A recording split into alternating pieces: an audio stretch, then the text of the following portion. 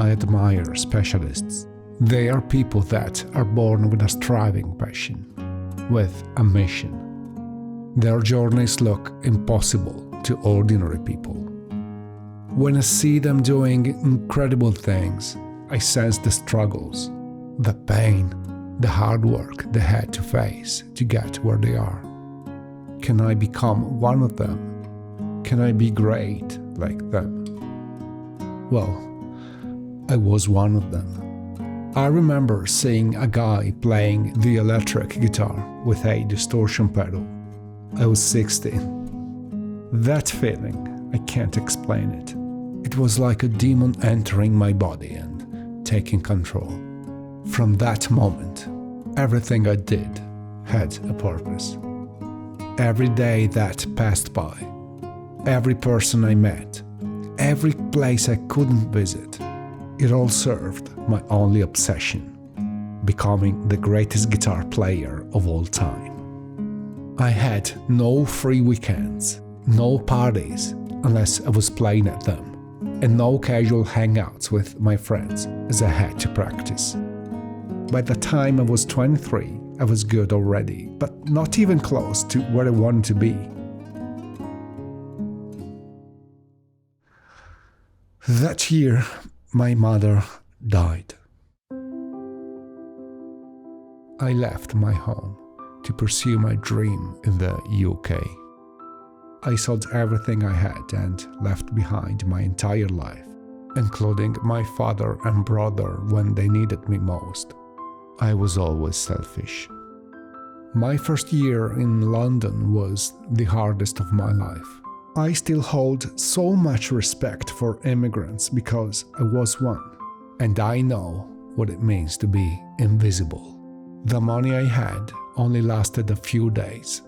For a whole year, I survived on £1 per day. I ate cornflakes for breakfast, lunch, and dinner because that was the only food I could afford. I attended university during the day, working 12 consecutive hours every night, scrubbing McDonald's floors or packing videotapes in a factory assembly line. I had no friends and no heating in the cold British winter. But I didn't care. My goal was stronger than all my struggles. Until, slowly, day after day, something horrific happened.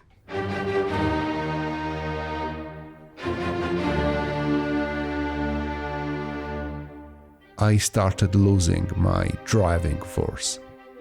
Every time I embraced my guitar, I felt like vomiting.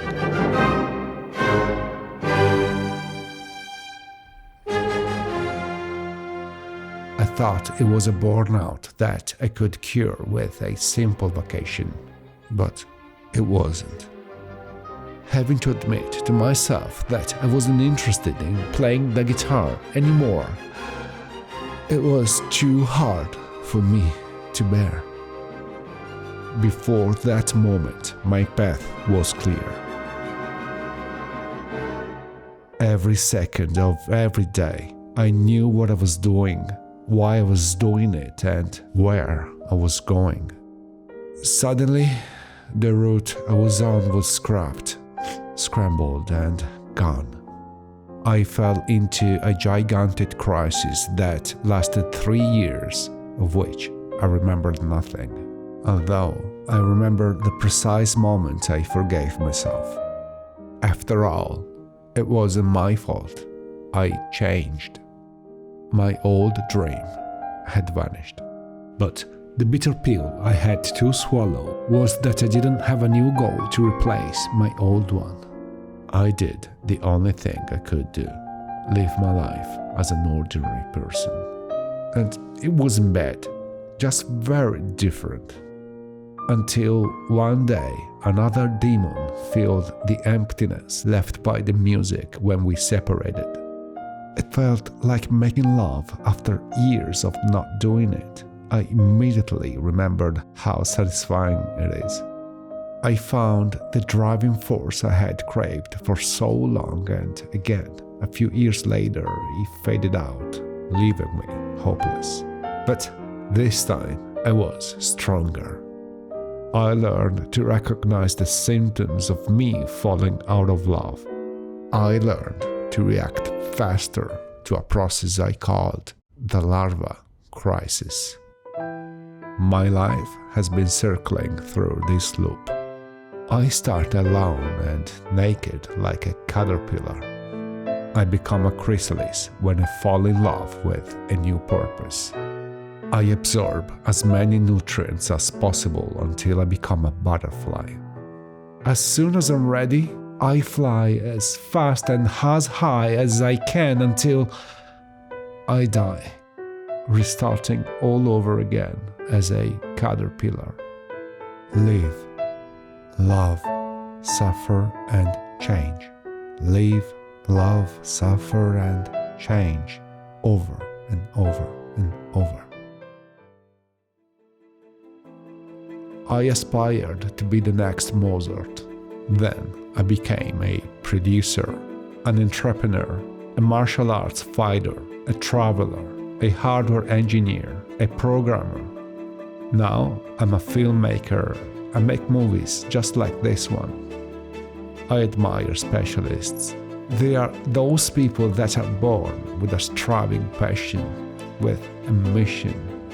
They have a hard life, but they also have a North Star to follow.